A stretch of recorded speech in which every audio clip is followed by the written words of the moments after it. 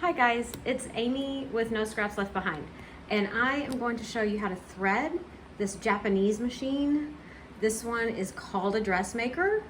The manual says Super Deluxe Zig Zag, so it could also be called a Fleetwood, an Imperial Deluxe, just a zigzag. It could be called all sorts of things.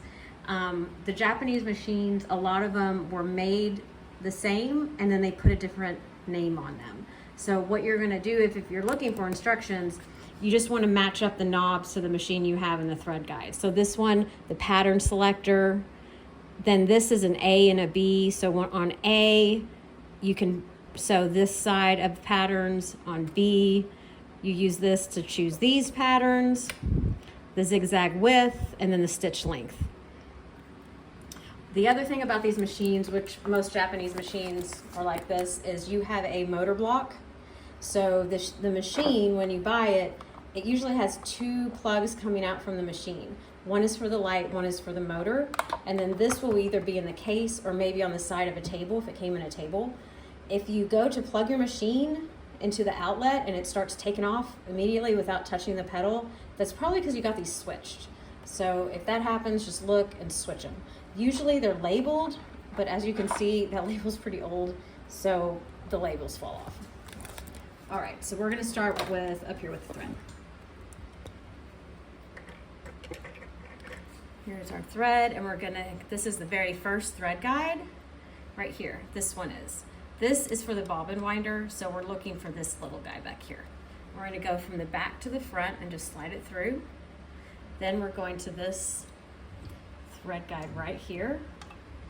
We're gonna go from the right to the left, like that.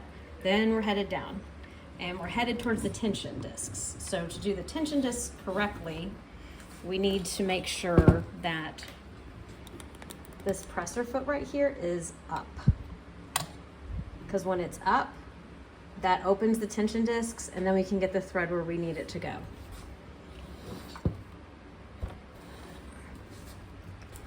So what we're gonna do is we're gonna put the thread between these discs.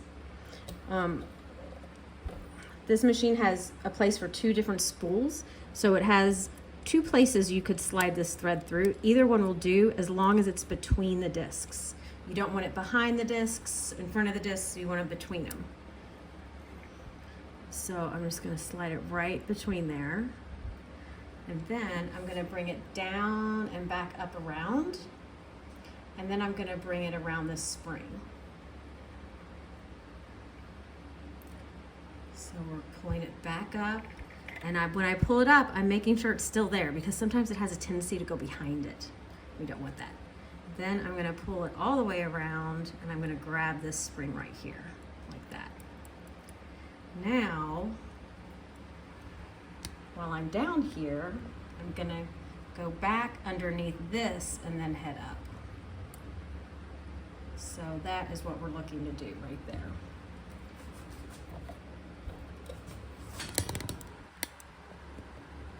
So we've got it going around, we've got it looping this right here, and then we're headed back down and up.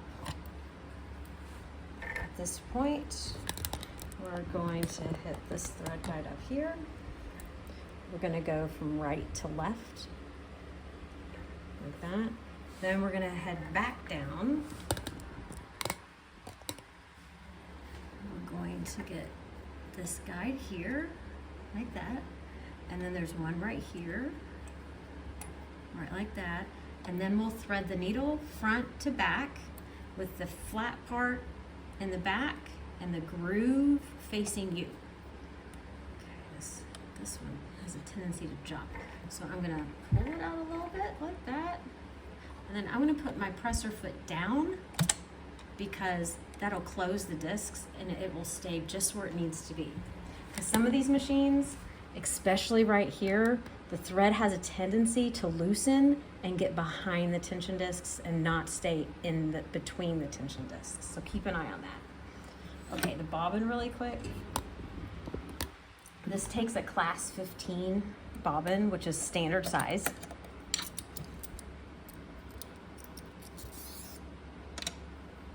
So the bobbin on this one, it's going from the left, hanging off on the right-hand side. I'm gonna put it in our case, and then our case, I'm gonna bring it into this tiny little notch right here, and then I'm gonna slightly tug it till it pops out over here.